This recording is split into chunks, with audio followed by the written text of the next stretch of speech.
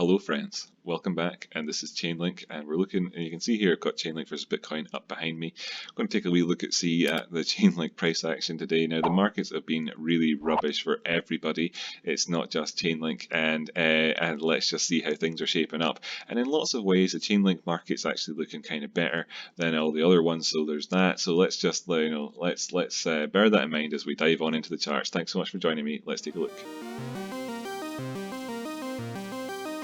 Okay, so here we are, ChainLink versus Bitcoin. Now I'm starting off on the Bitcoin one because, as we all know, being in the cryptocurrency world, Bitcoin did this today, this big old downward candle. We're talking a massive 25% down on the day there, you can see. So if we just go back over to ChainLink and look and say, hey, I don't know what number that is. Can I get this bigger just so we can see it? We're 17% down on this calendar day versus Bitcoin. So you're doing well versus the Bitcoin prices. So there's that to be excited about. But other things that are actually positive here, just as a sort of like get all the positive stuff out of the way quickly thing, is that we still haven't actually set in that lower low yet compared to over here at the 37,000 satoshis. Now we have actually done quite a bit though. We've met our sort of downward side targets. You can see we've got a horizontal line in here right where the price action was. We had that anyway from before, from the last few days, and that's currently right where the price is right now. So it's interesting to see. We knew that this was the downside target, potential downside target. So of course, if you had been shorting it over the last couple of days, I absolutely would. I'm not a financial advisor on this financial advice, but I would go ahead and take profit there myself if I were you. As we know, that's what we do at these lines. We always call them take profit lines, not support and resistance lines. So I would have absolutely be taking profit there if I were you.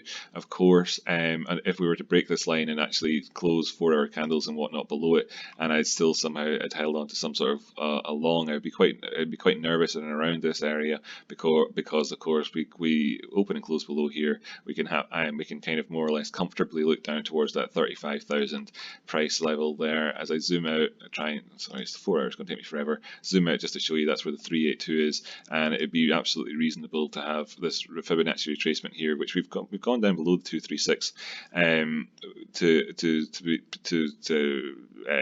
fulfill this sort of the easy target here at 382. Now that's why I keep these things green. The 382 and the 618 are green, so that it's easier to see where you're sort of where you've got to set your sights on in terms of profit taking, support, resistance, all the rest of it, and risk management. But we did have this line in here where we are currently on that 39,000. Now, is there anything that particularly fantastic to be pointed out anywhere? You've got the DMI here. I've been looking at that on the other charts, and you can see yesterday that the negative and positive crossed over each other. You've got this still the ADX is still operating up here towards the 33 area, which shows you the strength of the trend. Essentially, this line here, and you can see that it's been dropping down quite a lot over the last while. So we look back to the 18th of February. The strength of the trend is dropping off, but it hasn't actually gone all the way down here, and the negative hasn't crossed over it yet either. As it happens, I am quite nervous about this price action overall, to be honest with you, but it's like it is what it is. If this is an upward trend here and you're looking towards the bottoms, right, then you've got a low here in the MACD, and should the prices then actually create a higher low as part of this overall upward trend, then you'd have a bucket load of hidden bearish divergence on the go here. But we're not going to, hidden bullish divergence. Looking at the bottoms in an uptrend, hidden bullish divergence, which would be a continuation thing. So that could provide you with a great deal of impetus towards the upside, and we could look back towards our all-time highs again. Wouldn't that be lovely? You don't actually have that on the stochastics though, as it happens. You have it on the RSI and the MACD. And in terms of the upsides though, during this upward trend, you can see that we've been suffering under the yoke of bearish divergence, and the bearish divergence is truly the classic bearish divergence. I mean, the classic divergence is normally speaking more reliable than the hidden continuation one. So when you're looking for divergence, then it's kind of like a warning sign, and a warning sign which goes against the prevalent trend is more significant than a sort of warning sign which goes to speaks to continuation of that trend. Obviously, I think that's implicit in the whole sort of concept of the thing. But yeah. So anyway, the bearish divergence is what's been playing out so far. This stupid little triangle thing, we can get rid of that happily. Let's just look towards where the prices could potentially be going. I'll go down to the 4-hour chart and kind of point out that we've got a lot of this overhead resistance obviously here to compete with. You know, you've got all these moving averages. The white dotted line there's 233, and that purple line is 233. They're just the simple and the exponential, respectively. But you know, we're looking at this 43,000 area, 40,000 to 43,000 area as our sort of, you know, our first port of calls. We need to make it above there to invalidate this Fibonacci retracement. That's the 236. That would create that as being invalid, and we're kind of essentially nowhere near that. Well, we are near it, but we're not. We need to open and close significant period candles, 4-hour candles up above there, and you know, we're quite a ways away from doing that just now. We would want to see as well this here come back down towards this area here, and for the positive one to come back up and hopefully get a crossover and around that middle area around about where the ADX at 20 on the 4 hour, just to try and see that would actually be turning around.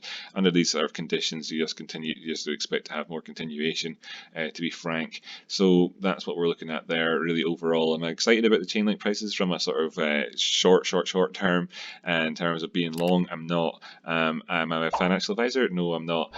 Would I be wanting to trade it right in this particular zone? Well, if I were to be, then I probably would be shorting it. To be perfectly frank with you, from around that 39,000, looking with a target of 35,000.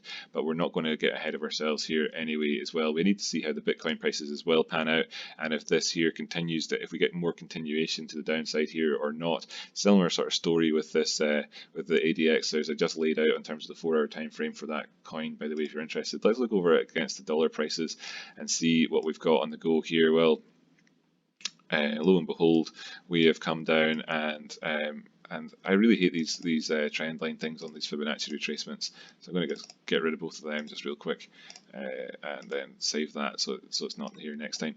What are we looking at here on the I'll go to 24-hour chart. What we're looking at here is that we have come down here to the 786. Now, the 786 is a common area for retracements to turn around at. So we have a Fibonacci sequence drawn in from the lows to the highs up here, going wick to wick on this chart, and you've got the 786 over here as being where we are right now. Could we see a turnaround here? Yes, we could, but failing that, we're going down below the 236 here, and of course that undoes this Fibonacci retracement that we have here, and we can stop looking at targets like the 382 and the 618 and whatever around those prices, instead look towards the downside on this asset. So we're right here in this crucial little zone, pardon me, and we may not have anticipated being here, but we certainly have arrived here. So let's just take it for what it is and look at that. Either you've got the 786 as being a turnaround here on this particular retracement, or you're going to invalidate the 236. So we're really looking at $2.30, $2.25, sort of $2. Let's call it 235 to 225. That area specifically, where we open and close on sort of the 4 hour time frames, looking around this area. As you can see, we're sort of straddling it at the minute. May dictate that we're going over the next few days. So that's my sort of target on that one. And if we look to this chart, where I think I did it body to body, the Fibonacci retracement, did I go back up to 24 hour? Yeah, this is the body to body Fibonacci retracement line. You can see that we've come down below the 786 here, and gone all the way down, actually past 100%. In fact, all the way down as far as, wow. Well, there you go. That's amazing. So we actually achieved, wow. That's the prices on this on Binance just went to nothing. There must have been absolutely no liquidity there for a while. Congratulations to anybody who bought it down there at 13 cents, 20 cents. That's incredible. Sorry, I'm a bit flabbergasted. I'm just going to have to go down to the lower time frames and see what, you know. Wow.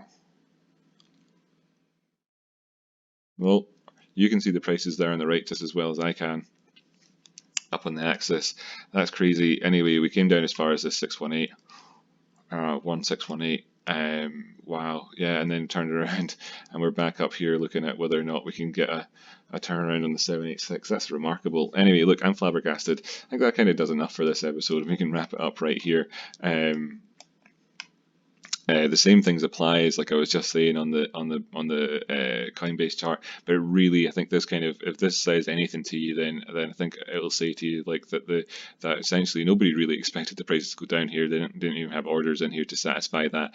A lot of liquidations and the like will have been happening in here. There are a lot of shakeout in the market. It's incredible the amount of how things will have changed hands in around this area.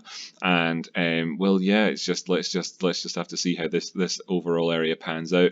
And of course, if it doesn't work out, then I'm looking at $1.70. But that's amazing. Down there at 14 cents. You know, it went as low as 8 cents. 6 cents. Is that right? Am I reading that right? Am I just so flabbergasted I'm reading it wrong? No, it's 6 cents, 9 cents. Okay, yeah, great. Thanks for tuning in. We'll be back again tomorrow. These are volatile assets, obviously, and I'm not a financial advisor, and this is not financial advice, but you know, hold on to your horses. A lot of people, some people would have been selling it down there, you know, getting liquidated and whatnot. If is anybody watching this channel had any sort of trading activity happen down here, and it involved them having to sell it for 20 cents, and then watch the prices immediately jump back up to $2, then my heart goes out to you.